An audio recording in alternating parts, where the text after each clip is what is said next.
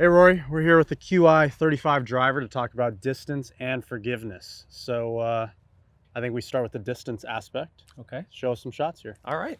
All right. Happy to. So you've been consistently, obviously one of the longest drivers on tour. I think you've gone second, first the past few years. Yeah. Talk about, for someone who is 5'9", Yeah. right? We're a little smaller than most people out there. Yeah. How have you gained, I mean, you've always been fast, but how have you consistently stayed at the top and continuously getting faster with what you have in your hands? Yeah. I think it's a combination of a lot of things. I think obviously the equipment that we both use is a big part of it. But then, yeah, I think there's always, for me, I'm a little older than some of you guys. So like there's always this thing in the back of my mind is, well, I have to try to keep up with the young guys. So it's always been this continuous, like, okay, try to get a little bit faster and a little bit stronger every year so that like I know that these guys that are coming through and like coming out of college that I can hopefully still compete with them. So it's always just been that, okay, what can I do? So I think it's just this having it in my head. It's like, okay, well, this is, like driving's always been a strength of my game. So how can I keep my strengths as strong as possible? So I work on that. And then if I do have any weaknesses, then I just try to chip away at those. But I think we all have like the foundations of our game, whatever that's built upon. And for me, that's definitely off the tee. So I've always just tried to keep that as strong as possible. Nice. All right, let's see it. All right. You gonna hit just the kind of normal stock high driver? Yeah, pretty much. High I mean, draw driver? this hole doesn't, I mean, if anything, it sits a little bit of a cut. So I'll maybe try to hit one of those. You're probably a little better at that than I am, but I'll try.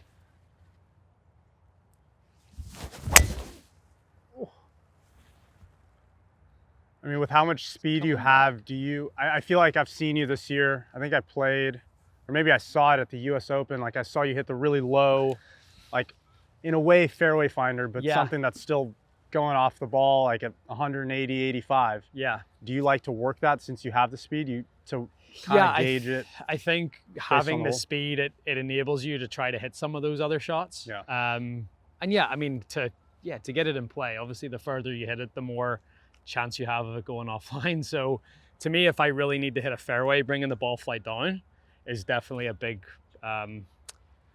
teeing the ball a little lower and flighting it down. It just means for me, it gets on the ground faster and has less of a chance of getting offline. Yeah, no, I love that shot. Yeah. It's nice when you have speed and you can kind of keep it in the air for quite some time.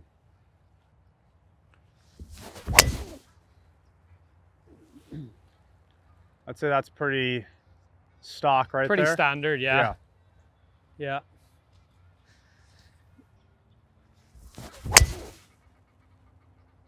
Put that on repeat. Yeah. Right next to each other. Take that.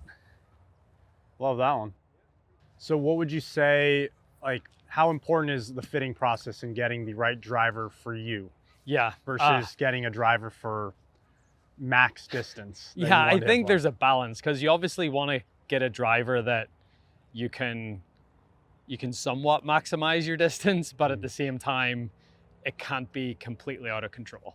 Like if I wanted to maximize distance, I would have the thing spin at like 1700 and I'd have it launch at 15 but it's so out of control. So it's a blend. What would you say, like right now, if you were getting like your driver in play or this Qi35? Yeah. Are you on the spin, like you on the higher spinning side? Yeah, so I would say I've started to gravitate because I've gotten a little more speed. Yeah. I can use a little more spin to keep it under control. So yeah, I used to really try to be like a 21 or 2200 type of spin, and now I'm more gravitating to like 24, 2500. Okay. Just that extra 200 or 300 RPMs of spin just helps it stay online a little bit more. And do you like your driver, because there's so much versatility, like you know, adding weights. I know some guys like it to be very draw biased, very fade biased. Are you kind of in the neutral? Yeah, I would say I'm neutral. I'm a big, when I look down at a driver, I don't like to see it closed or see a lot of face and see it left. So my drivers probably look maybe slightly open to most people. So I'll take it maybe like a higher lofted head. So say this is a 9-degree head, and I'll turn it down to like 8 or 8. So by turning the loft down, then it opens the face up a little bit and it looks better to me. So I'd much rather do it that way. I know some people are the other way, where they'll take an 8-degree head and put loft on it to like 9 or 9.5 and like that face angle, but I've never liked that. So yeah, the fitting process is super important, and once I find something that I like, I just try to stick with it. Nice. and don't tinker too much. Love it. All right, I'm gonna age you a little bit here. Give me your thoughts on just the evolution of the driver. What we have in your hands today. I think we have 2 different models. Like, what have you seen? What have you enjoyed about this new Qi35 versus the previous models? And let's hear it. Yeah, I think for me, the awesome thing of like when we transition from like stealth to QI, so like QI10 last year and obviously QI35 this year, I think the forgiveness of the driver has just been incredible. My misses are so much better, and I've started to feel like my misses do what I want them to do. So like, I'm usually if I miss the driver, I'll miss it on the heel, and it'll start left on me and it'll cut back to to center line, and like that's the miss I want to see. So the misses are, we're not going to swing it perfectly every time, we're not going to middle it every time, and if you can have a driver that you can trust, that when you don't put your best swing on it and it still finds a way to get out there and it doesn't put you in too much trouble, like that's huge. So but yeah, the evolution of the driver since I've been with TaylorMade, you going even from the M series to the Sim to the Stealth to now the QI. I started and there wasn't, the drivers didn't have twist face, for example, and now they do. And then going from a titanium face to a carbon face, so there's been a lot of, but I think going to that carbon face from the Stealth onwards, I feel like it's been a lot more consistent, and as I said, the misses have been a lot better. All right, well, let's see a few more.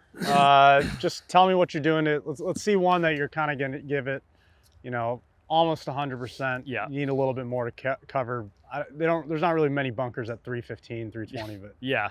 So say if I'm really going after one, I'll put the ball up in my stance a little bit, like almost like level with my front foot. And then I'll probably give, if this is like a normal driver stance for me, I'll maybe just widen my right foot a touch. Weight's kind of the same, or you lean? Yeah, weight's kind of the same. I think the right foot being a touch wider, I can, I still want my weight evenly distributed, but I can maybe just have a little bit more like tilt, just to try to hit up on it a little bit more. And then from there, like what I like putting it up in my stance, because I feel like my left arm and the shaft are like one line. Okay. And then when I turn back, I can like. And really, where are you thinking about the speed aspect of the swing, or you're just letting it go? For me, it's from the top. So I don't really try to do much different than the backswing. I just try to make a big full turn. And then from there, it's really like, shifting the pressure back into your left side. And then for me, I feel it's all right side. So like a slap shot in hockey, where I feel like everything turns through together. So like I do this exercise in the gym with a medicine ball, where it's like a shot put through, and it's almost like I imagine when I'm swinging the driver hard, it's like I'm doing that throw with the medicine ball. That's sort of what I try to recreate.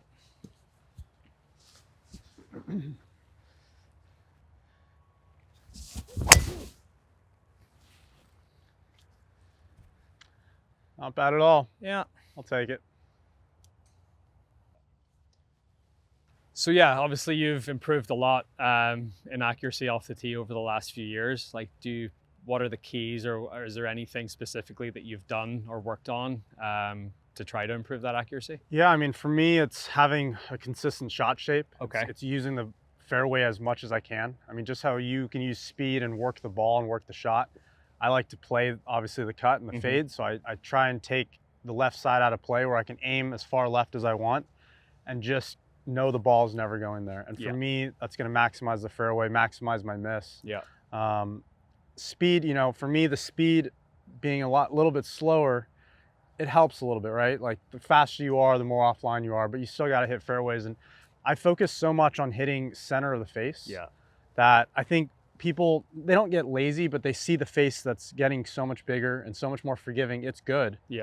But you still got to want to hit the center. And that's for me, like when I'm off, I'm most likely hitting it a little bit off the toe. So I like to just focus on hitting the center of the face and playing the cut.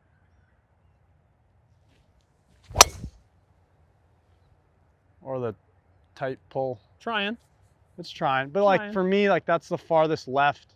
Yeah, that's just like that's like the farthest left I would go. Exactly. It's a straight ball. And it's never going to get you in trouble. No, and that's what I try and do is I think the forgiving aspect is amazing because that's what I've seen with the QI10 this past year brought everything into the fairway. And knowing what that's going to be in the QI35, but also have the power still. That's what I'm looking for because for me, if I gain a few miles per hour throughout this off season, throughout the training, like that's huge. Like that's going to be a few yards for me. That's going to matter. I just want to stay in the fairways. So it's just about aiming left and really swinging within myself. Like I don't have,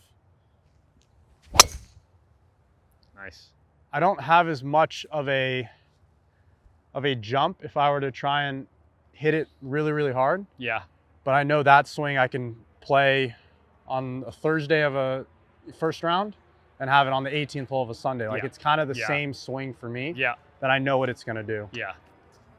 When you're going through a driver fitting, what are you specifically looking for? Like what, like you looking for a certain spin rate or launch angle or, you know? I mean, first thing is like how it looks, right? I think you talked about that. You want it, for you like to see not a lot of loft. You want it to look very square to just open. For me, I like it very square. I actually like it, if anything, a tick closed. But that's because I like to start at left, hit the cut. Launch angle is huge for me. You know, I swing pretty level with the driver. I don't swing as up as you would. I mean, you swing a few up on it probably. I don't swing up on it, so I have to get the launch. And with the speed I have, you know, that's going to matter a lot with distance. I look at the spin. I used to play a lot lower spinning driver. Now I try and get fitted kind of mid 2000s. It might lose 2 yards, but 2 yards is nothing when you're adding 2 more fairways for a day. Absolutely. And for me, you know, I used to really want a fade bias driver, but what I've noticed is my swing is naturally a fade. So I want it to be neutral. And then from that setting, just kind of aim straight and let it just peel back. You don't want to. If you have a fade swing and a fade bias driver, it'll just start to move a bit too much in the air. And that's what I noticed. So it was nice for a little bit, and then you'd kind of work off of it too much. In a bad way.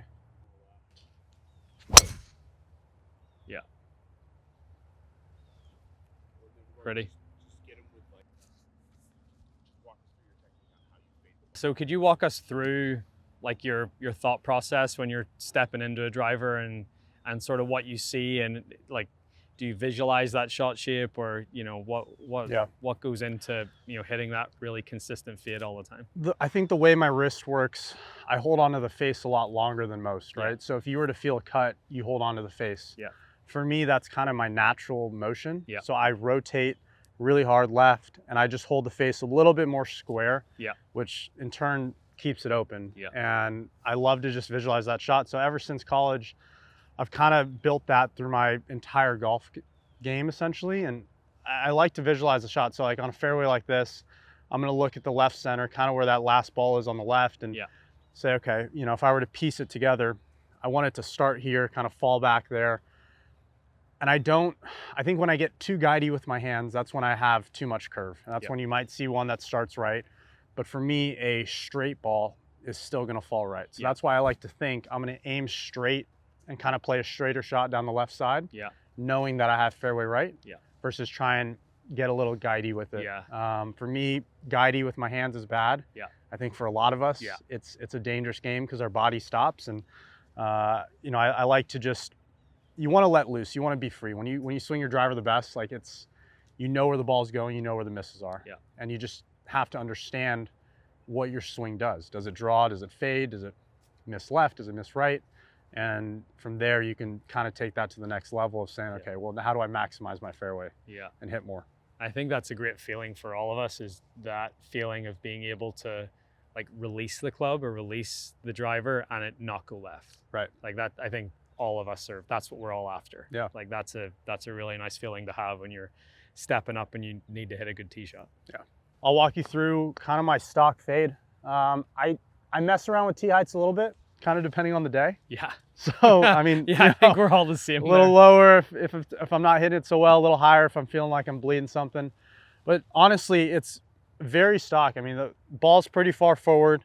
The main thing is when I aim left, I'm not setting my club face open to hit a cut as if I were with an iron. Yeah. Like everything's pretty square down the left side. Yeah. And I'm just going to kind of rotate. The biggest thing for me is rotation. If I stop rotating, the ball's going to start right and go right. And that's the miss I'm going to have, but not something I always want. Mm. Yeah, really good. That works.